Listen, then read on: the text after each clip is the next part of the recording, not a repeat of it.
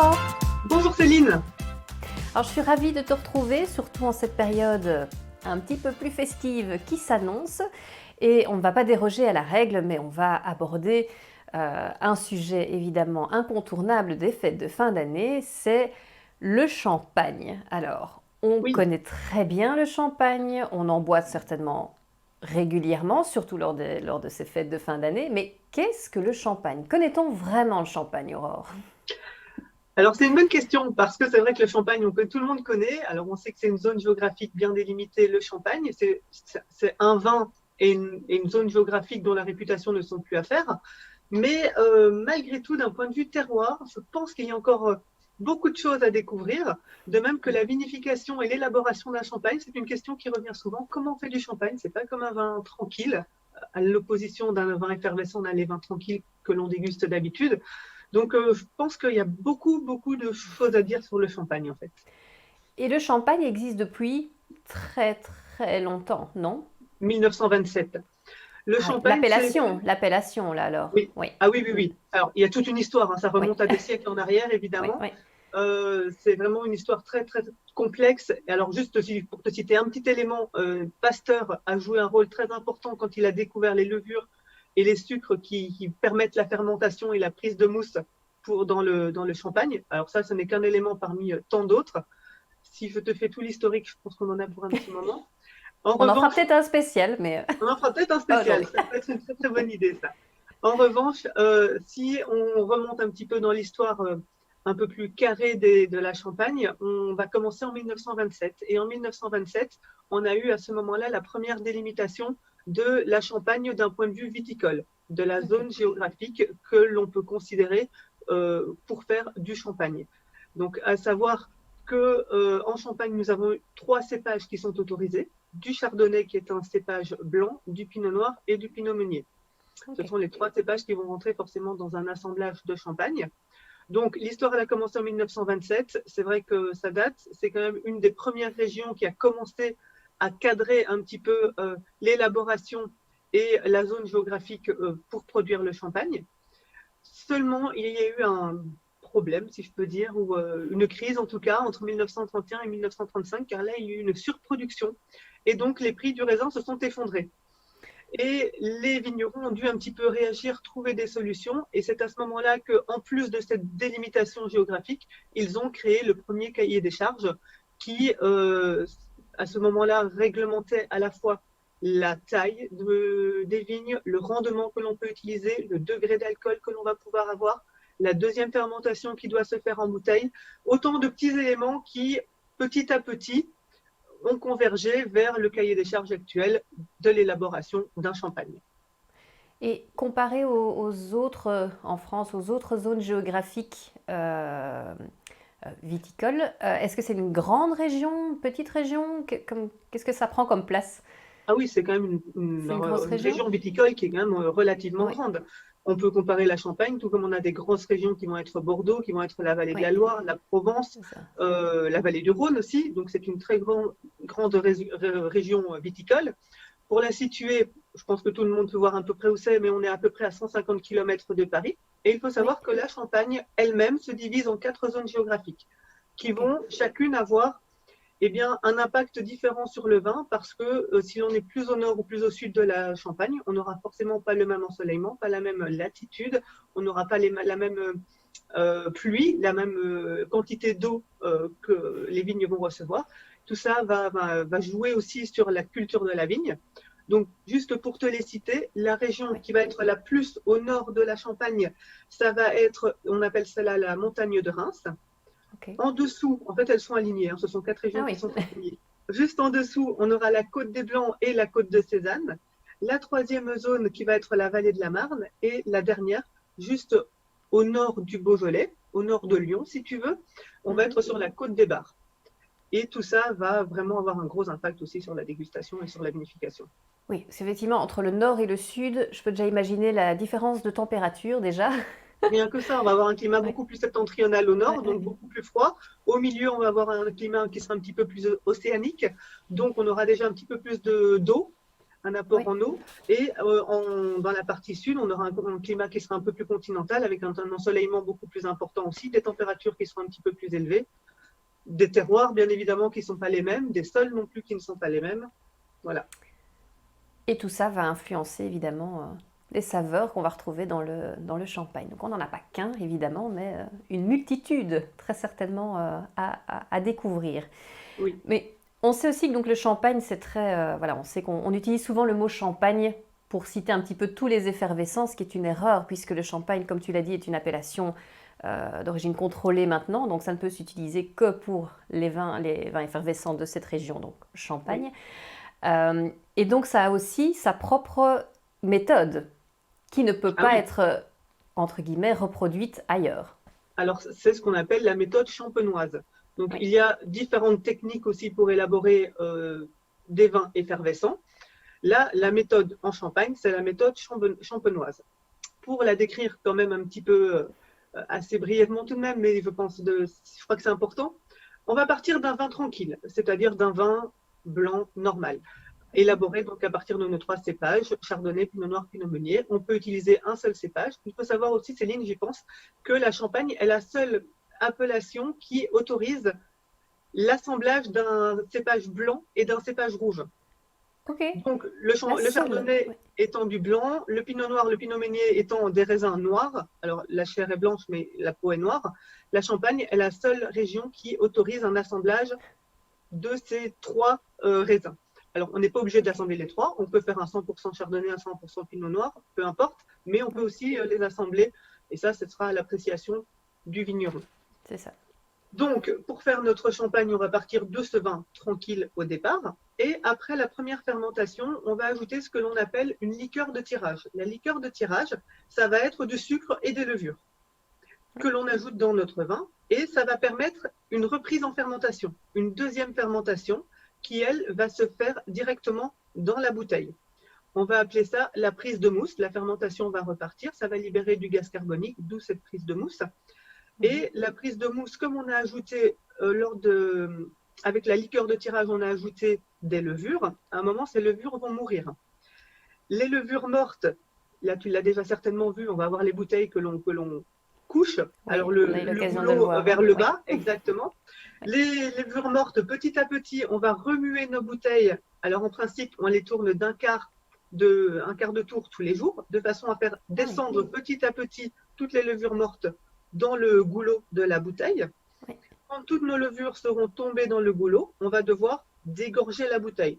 C'est-à-dire qu'à ce moment-là, on va prendre notre bouteille, on va congeler le dépôt qui s'est formé dans le goulot tout en haut de la bouteille. On a oui, des machines aujourd'hui pour faire tout ça, bien évidemment.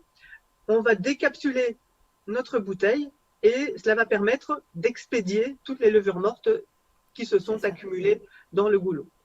On va ensuite refermer, mais avant ça, on va ajouter ce que l'on appelle la liqueur d'expédition. Donc là, ça va être une quantité de sucre définie aussi par le vigneron. C'est la toute dernière étape, la liqueur d'expédition. Cette liqueur d'expédition, elle va nous permettre notamment de définir, tu sais, les mentions que l'on a sur les bouteilles, quand on a du brut nature, de l'extra brut, du Oui, brut, de l'extra oui, sec, du demi-sec. Voilà, c'est la quantité de sucre que l'on va ajouter à ce c'est moment ça. de cette dernière étape dans notre vin effervescent, du coup dans notre champagne, qui va déterminer la mention que l'on va ensuite appliquer sur la bouteille. C'est ça. Ok, Voilà. intéressant. Et donc, Et donc, effectivement, ce pétillant est naturel quelque part et n'est pas ah oui, c'est artificiel naturel. comme on peut peut-être l'imaginer parfois. C'est pas Non, un non, gros soda stream, hein, c'est non, vraiment tout est non, non, c'est ça. naturel et Oui, tout est de façon surtout très artisanale et oui, très ancestrale. Alors absolument. aujourd'hui, effectivement, le remuage des bouteilles qui vise à faire descendre les levures dans le goulot se fait mécaniquement, Oui, mais à l'époque, c'était vraiment quelque chose. Au départ, les bouteilles étaient plus ou moins à l'horizontale et oui, plus on les tournait d'un quart de tour tous les jours, plus elles prenaient une forme une, comment dire, elles étaient penchées de oui, façon à faire descendre petit à petit toutes les levures vraiment dans le goulot de la bouteille. c'est ça. Comment est-ce que parce qu'on sait forcément que d'un champagne ou d'un effervescent à l'autre, les bulles peuvent être différents, donc le pétillant peut être plus fort ou moins fort. Comment est-ce qu'on on règle, on gère ça? Comment À on quel règle moment? ça? Alors là, je pense que c'est aussi le vigneron qui va définir un petit peu la finesse qu'il veut apporter, la Oui, délicatesse qu'il oui, va apporter. Bon, pour moi, plus un champagne aura une bulle plus fine, oui, plus on aura un vin plus qualitatif. Plus c'est ça. c'est Ah oui. délicat en bouche, plus ce sera soyeux. Je pense que plus ce sera bien fait. Mm, Après, c'est ok, aussi la quantité, la façon dont on va travailler, le temps que l'on va laisser oui, entre les différentes fermentations. Tout ça aussi va jouer là-dessus. ok, Dernière mention à laquelle je pense, on n'en a pas encore parlé, c'est les mentions millésimées et non millésimées, oui, que l'on voit aussi absolument. souvent sur les bouteilles. Là aussi, en fait, ça va concerner surtout le temps où on va laisser notre champagne avant la mise en commerce. C'est-à-dire que Ok, pour un non millésimé, on devra attendre un minimum 15 mois. Pour un champagne millésimé, ce sera un minimum de 3 ans. ok, Ce qui veut dire aussi plus de temps, plus de c'est travail. ça. Et une autre qualité, forcément, au final, en bouche. Exactement. Tout à fait. Alors, je pense, Aurore, que tu t'es fait plaisir, tout comme moi. Et on Oui, se laisse aller à une petite découverte sans s'être concerté par ailleurs. Euh, Est-ce que je commence peut-être par allez, la petite vas-y, bouteille que j'ai, vas-y, je t'écoute.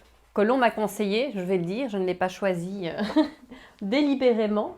Alors le choix s'est porté sur un champagne donc, euh, Élise de Chasnes, et la cuvée c'est Essentiel. Alors, Élise de Chasnes, j'ai trouvé déjà l'étiquette très élégante, très jolie. Donc, voilà, je sens l'élégance déjà rien qu'avec la Tu sens bouteille. la touche féminine peut-être qui arrive Oui, je sens, de la effectivement. vigneronne? Je pense que, oui, je pense qu'on peut s'attendre probablement à quelque chose d'assez fin, d'assez délicat. C'est Élise de Chasnes est elle est issue d'une famille de vignerons, donc voilà, c'est, je pense, un milieu qu'elle connaît très bien. Mhm. Et elle a quitté le monde bancaire en 2008 pour se lancer à 100% voilà, dans la production de champagne. Elle travaille en biodynamie. Alors, il n'y a pas de label, ce n'est pas Ok. labellisé, mais toute la méthode, toute la technicité autour de la biodynamie est malgré tout mise en œuvre ici pour tous ces champagnes. Alors celui-ci, puisque tu le mentionnais au niveau des cépages, c'est un 100% pinot noir, celui-ci. Donc il n'y a pas de mélange, 100% Mhm. pinot noir. Euh, voilà, après je propose de le goûter, mais peut-être que... oui, et au niveau de la localisation, puisque tu as aussi parlé de ces 4 régions, donc ici, et je ne m'abuse, si je m'abuse, c'était aussi dans la même région avec ton champagne, on est dans le sud de la région de Champagne. Dans la Côte des Bars, Dans la Côte des Bars, merci. c'est ça. Voilà. Et le tien? Alors moi, ben pareil, on ne s'est pas concerté, mais on a choisi la même région, en tout cas Oui. le sud de la Champagne. Moi, je suis sur le domaine Poissy-Joly, donc petit vigneron que j'aime Ah oui. beaucoup. On en a déjà parlé, mais ça reste l'un de mes coups de cœur, je suis désolée. Oui. Et on parlait aussi de nos cépages, donc pareil, hein, on est vraiment à l'extrême sud de la Champagne. D'un point de vue cépage, moi j'ai un vin d'assemblage pour le coup, Ah où on oui. aura 70% de pinot noir et 30% de chardonnay. Ok. Donc on aura aussi des choses peut-être un peu plus de fruité, un petit peu plus d'acidité aussi que le chardonnay va apporter chez moi. Le pinot Oui. noir va donner un petit peu plus de croquant, un peu plus Ah oui. oui, de fruité en bouche. Je pense que D'accord. on peut avoir deux choses très sympas d'ailleurs à Oui. déguster. Ok. Est-ce que ton verre est prêt, Aurore? Mais bien sûr, Céline, Toujours, toujours. toujours. Regarde-moi ça. Parfait. Eh bien, santé, Aurore, Santé, à ces bonne petites bulles. dégustation. Santé à tous d'ailleurs aussi. Oui, les petites On bulles, elles va, sont magnifiques par contre. on va goûter ça. Eh bien, tu vois, on J'adore en ça. parlait justement. Moi, de mon côté, j'ai effectivement quelque chose de très, au niveau des bulles, de très très fin. Ouais, moi aussi, hein. Nombreuses malgré tout, Mhm. mais c'est très délicat déjà. Et Ouais, c'est une jolie couleur dorée, jaune paille comme ça, mais très, déjà très élégant là comme ça au vert déjà. ouais. Moi, je pense que le mien est un petit peu plus clair que toi pour le coup. Ah oui, Mais oui. pareil, des petites bulles, enfin, moi j'adore. Et rien que le nez aussi est super agréable. Oh oui, dit, moi aussi. J'ai de l'agrume très très fort, citron, orange très fort, mais l'orange sucré comme ça, tu vois, l'orange comme Mm. oui, un peu, Un bon, peu confit, confite. oui, c'est ça, c'est un peu ce que je ressens là. Oui. Moi, je t'ai pas attendu, Mhm. je l'ai goûté tout de suite. Oh, je t'en prie. Hmm. Très fruité, comme tu le disais, effectivement. On est très très bon, Très très bon. très très fin, qui a une certaine ténacité malgré tout, si je peux dire ça comme ça, enfin, voilà, qui a sa force, mais qui en Ouais. même temps, avec ce côté fruité, a une certaine, je trouve, une certaine élégance malgré tout. Donc de fait, on retrouve ce côté un peu, ou même très féminin voilà, dans cette cuvée Côté un peu essentielle donc. délicat. Je Oui, prends note de c'est ta ça. cuvée. Faudrait que je la goûte. Et de ton côté? De mon côté, alors, on a un côté hyper peps quand, à l'attaque, qui est quand même assez Oui. franche. Après, je trouve qu'il y a quand même pas mal de matière et un petit peu de rondeur en bouche. Et là, j'ai des notes un peu d'agrumes, mais je dirais un peu plus mielleuses, un peu plus fruits secs aussi, Ah, ok. qui sont assez intéressantes. On est moins sur un vin où l'agrume va vraiment prédominer comme d'habitude, avec beaucoup de vivacité. Voilà, j'ai un côté un petit peu plus onctueux en bouche qui est assez sympa C'est aussi, ça, qui est même très très c'est bon. ça. Ouais. Ou Ouais, moi, par contre, j'ai quelque chose de probablement plus léger quelque part. peut-être. Ouais, plus acidulé comme ça. Exactement. Ouais, c'est ça. Bon. Eh bien, très belle découverte. Merci à toi aussi. Donc, la cuvée Belle découverte. essentielle, donc Élise de Chasnes pour ma part. Et donc moi, on est Et- sur le brut, grande cuvée du domaine Foisty-Joly. Donc tous les deux situés au sud de la Champagne. Exactement. Belle région à découvrir pour tout le reste aussi, d'ailleurs. Ah, on adore. Certainement pour le champagne, mais pour le On reste, adore. évidemment aussi. Merci beaucoup, Aurore. Merci Céline. À Belle très fête. bientôt. Et À de très très bonnes fêtes. bientôt. Merci à toi.